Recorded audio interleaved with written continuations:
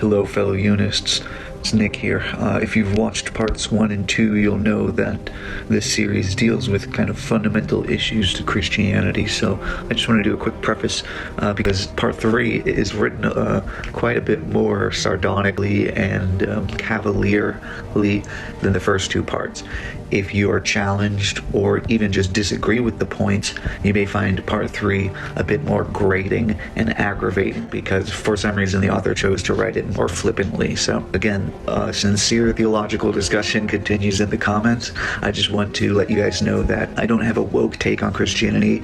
I'm not hoping to rewrite the book or the Bible on any of it, but I do believe there are understandings or interpretations that are passed down to us that don't necessarily pay full respect to the literal words that were spoken. So I hope not to challenge any of the actual words of God, but merely to explore what we've been told are the words or our own beliefs regarding the bedrock of Christianity, seeking of what is far more aligned with early church understanding, rooted in very much bringing to light the true radical core of Christianity. Anyways, guys, enjoy the video. Much love, and we'll see you in the circle.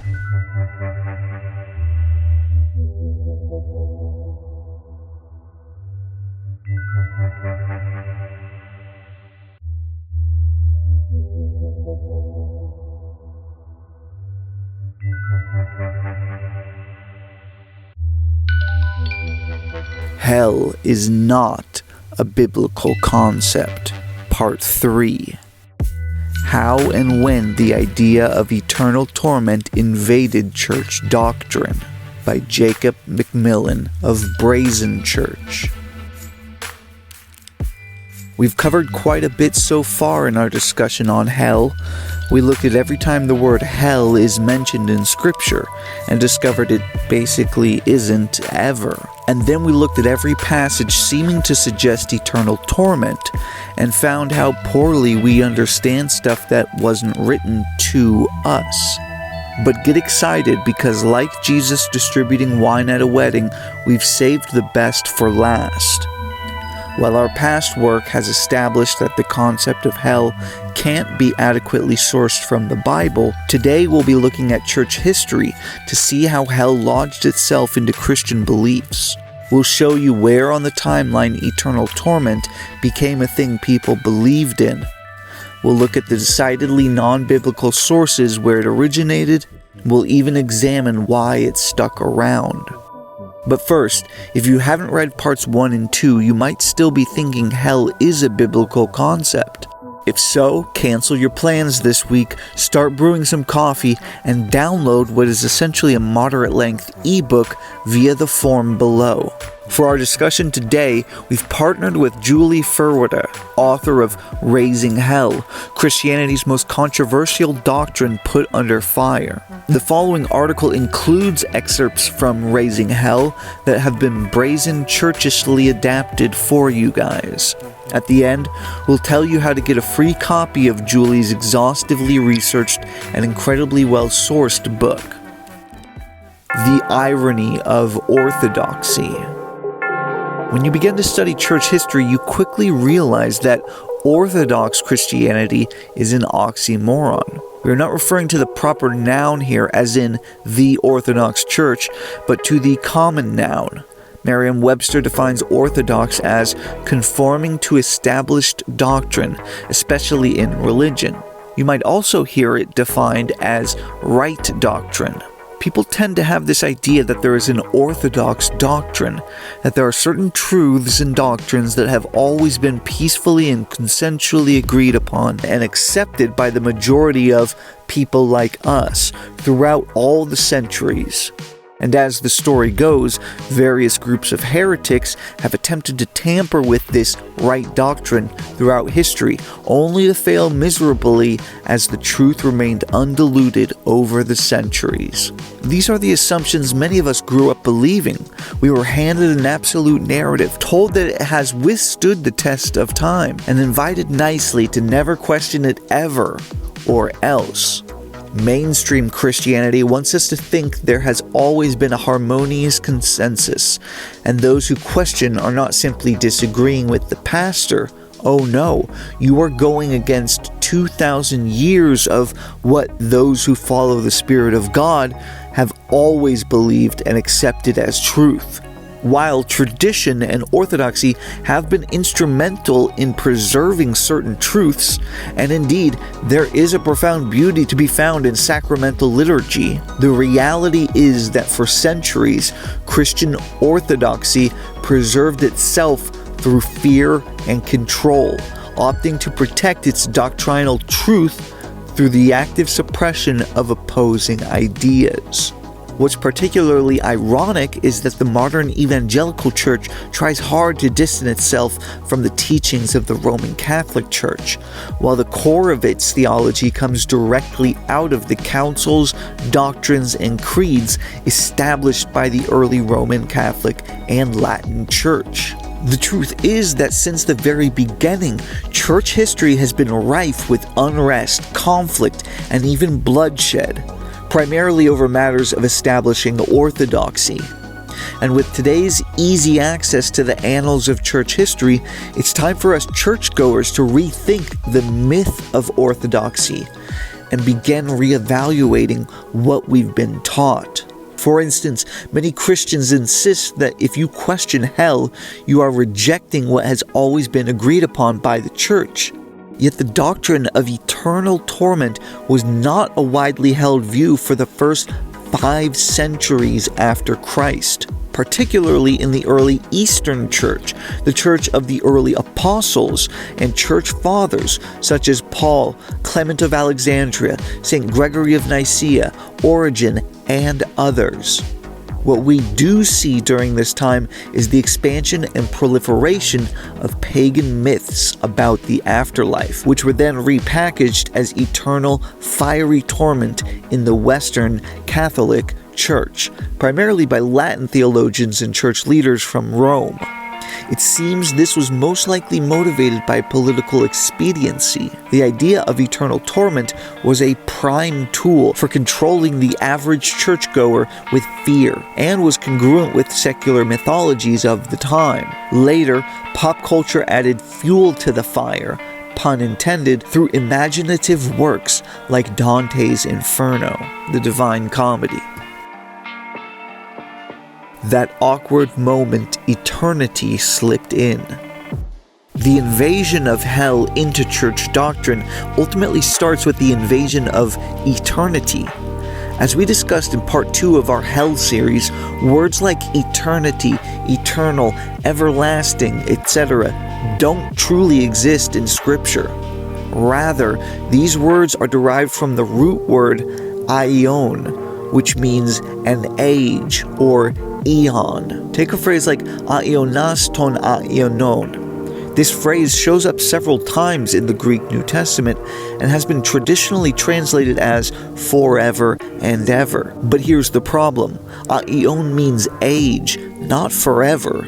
And even worse, ton means of, not and. For example, Abraham was the father of ton Isaac. All 3 words of this phrase are completely mistranslated. What it actually says is ages of the ages. We see this root word aion every time we see eternal, eternity, forever, everlasting, etc. All of these words revolve around the concept of ages. So why are we telling you this? Because ages played a crucial role in the way early church fathers viewed life. It was a highly significant paradigm to how they viewed God, this life, the afterlife, etc.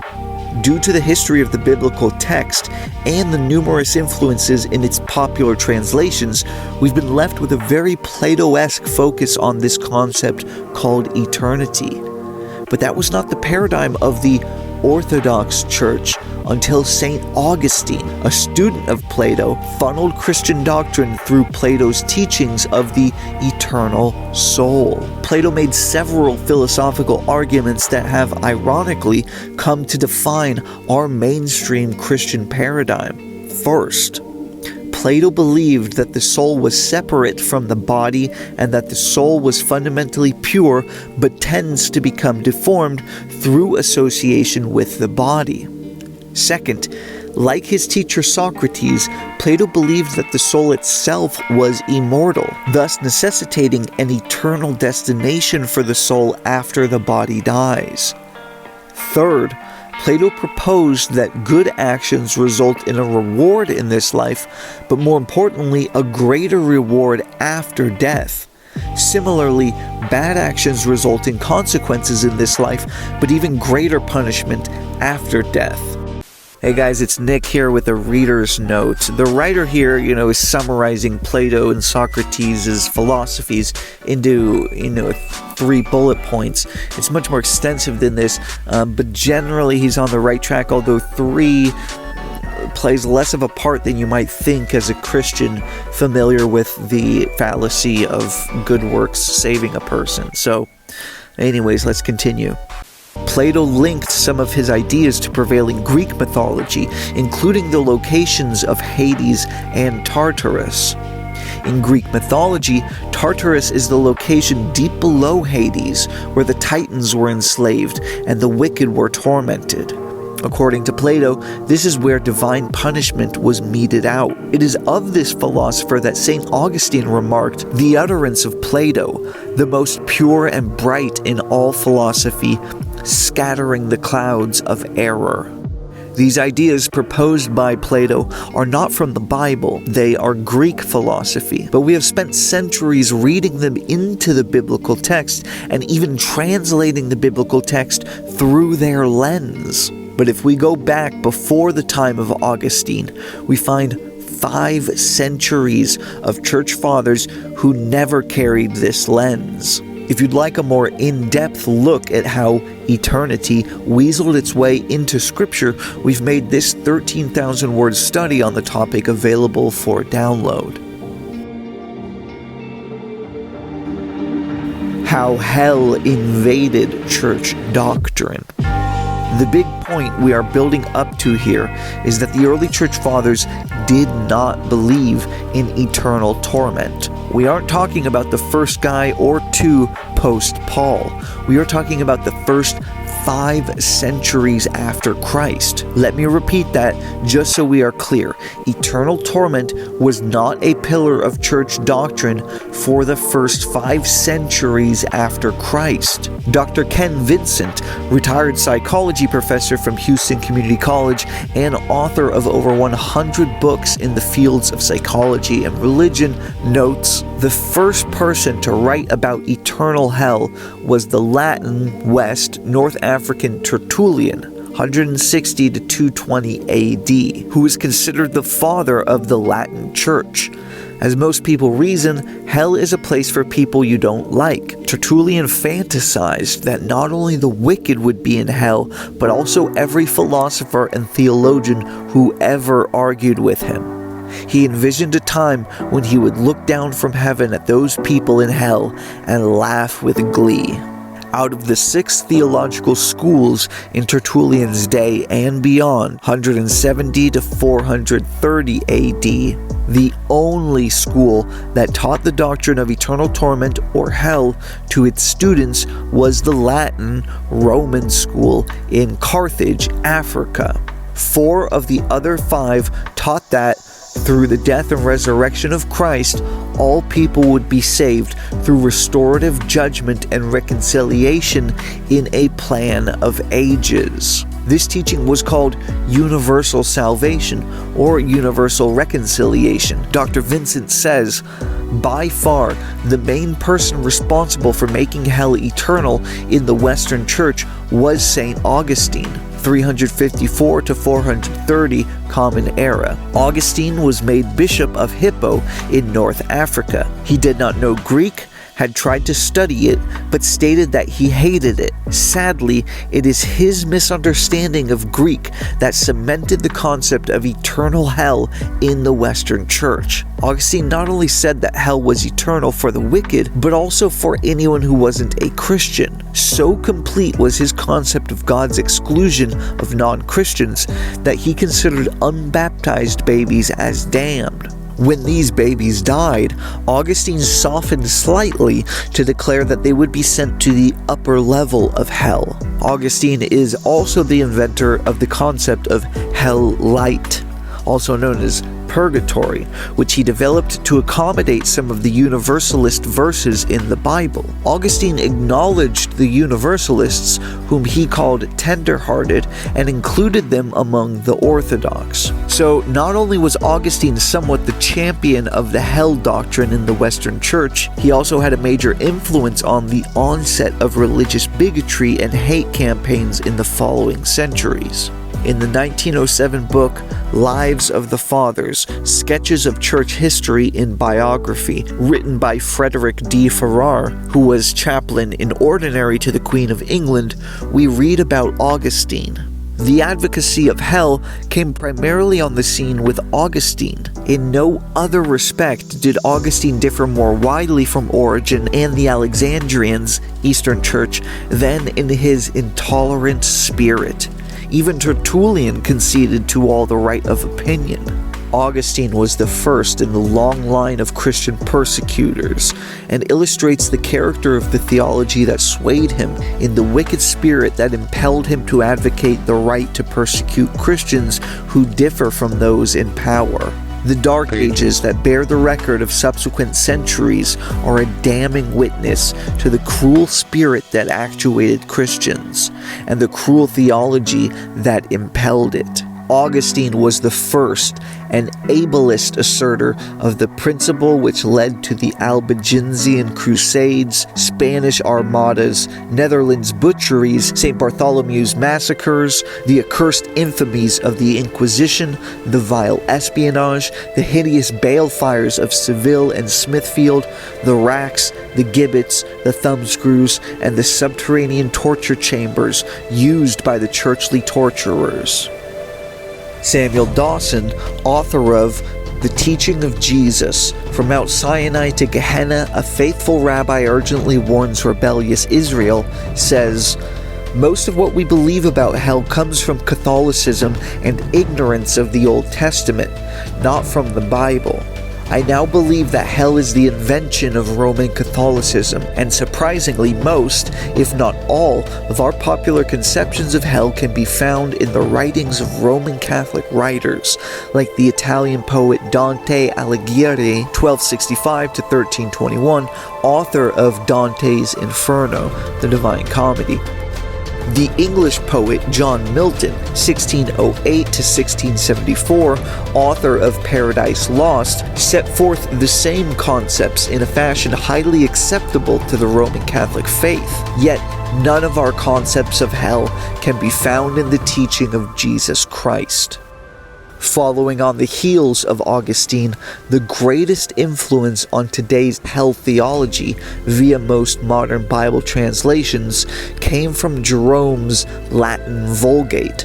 Jerome translated this tainted version of the scriptures from a very inferior Latin text in the late 4th century. For over 1,000 years, circa 400 to 1530 AD, the Vulgate was the definitive edition of the most influential text in Western European society. Indeed, for most Western Christians, it was the only version of the Bible ever encountered. The Vulgate's influence throughout the Middle Ages and the Renaissance into the early modern period is even greater than that of the King James Version in English. For Christians during these times, the phraseology and wording of the Vulgate permeated all areas of the culture. What was the problem with Jerome's Bible? It was heavily influenced by Latin hell-inventing theologians like Tertullian and Augustine. When you realize that the hell doctrine was so late in being adopted by the church, and hence scriptures, the poorly constructed walls of orthodoxy began to crumble. It was several hundred years after Jesus and the apostles that men began formulating many of these new church doctrines and creeds, many still a part of evangelical Christian orthodoxy to this day. Had our old English Bibles been translated directly out of the Greek instead of Latin, it's very probable that the doctrine of eternal torment would never have found its way into our modern Bibles and theology at all. Many of these doctrines were strong-armed into the church through major dissension and even bloodshed, with intolerant, oppressive church leaders insisting that they were led by the Spirit on such matters. The Afterlife, according to Gregory. While we've been telling you a lot about what early church fathers didn't believe, I think it would be helpful for us to look at what some of them did believe. We are going to look briefly at St. Gregory of Nicaea, who lived from 335 to 395 AD. In addition to being canonized, St. Gregory served as the Bishop of Nicaea and is known for his significant contributions to both the doctrine of the Trinity and the Nicene Creed. In other words, this guy is one of the founding fathers of church orthodoxy. If you aren't aware, the Nicene Creed serves to this day as the universal statement of faith for not only the Catholic Church, but most anyone who would call themselves Christians.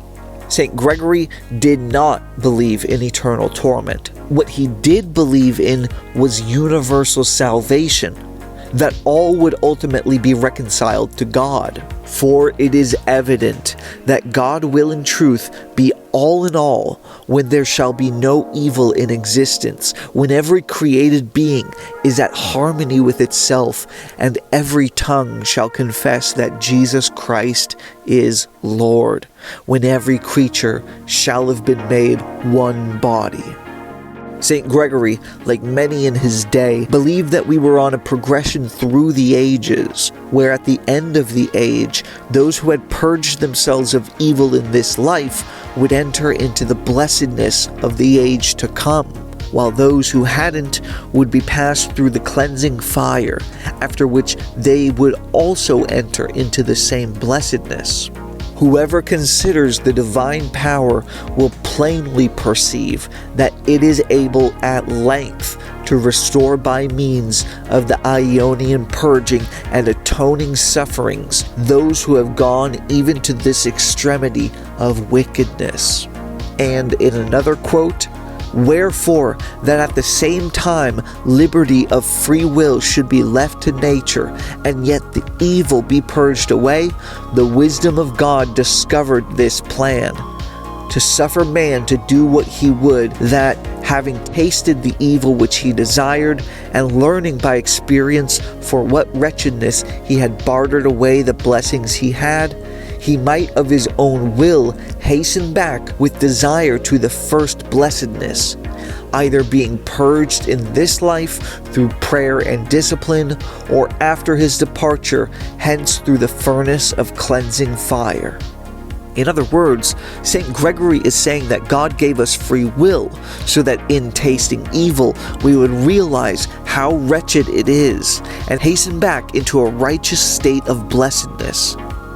Or as we might say here at Brazen Church, hasten into the abundant life Jesus came to show us.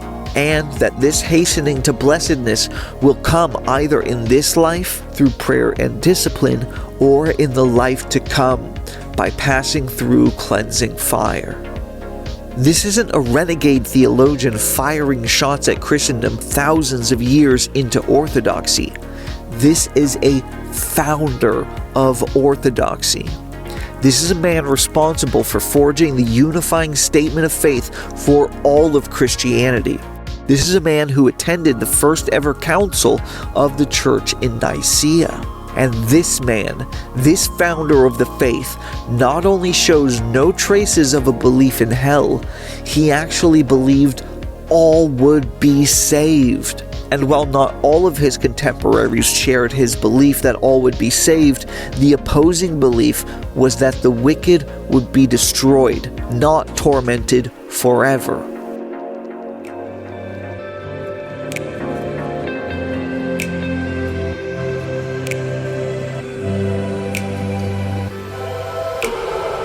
We could keep going. St. Gregory wasn't by any means alone in his ideas. Here are some quotes from other early church fathers. From Olympiodorus, 495 to 570 AD. Do not suppose that the soul is punished for endless eons. The soul is not punished to gratify the revenge of the divinity, but for the sake of healing.